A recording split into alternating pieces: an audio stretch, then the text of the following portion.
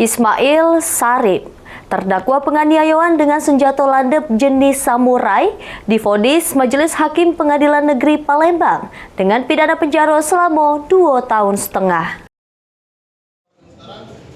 Ismail Sarip, terdakwa penganiayaan dengan senjata landep di kawasan Jalan Mitra Raya Komplek Multi Wahana RSS, Kecamatan Sako, Palembang, sehingga akibat ke korban luka-luka. Mak ini terdakwa jalani sidang putusan di Pengadilan Negeri Palembang jeru agenda putusan Majelis Hakim.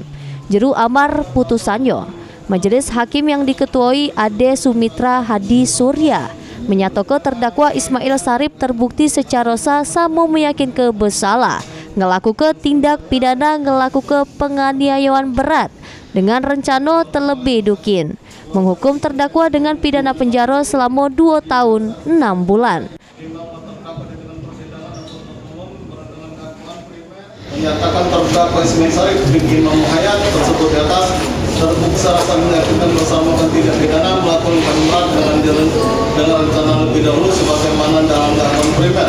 2. Menjatuhkan pidana kepada terdakwa oleh karena itu dengan pidana penjara selama 2 tahun dan 6 bulan. Sebelumnya terdakwa dituntut JPU pidana lebih tinggi dengan penjara selama 3 tahun. Heru Wahyudi, PAL TV.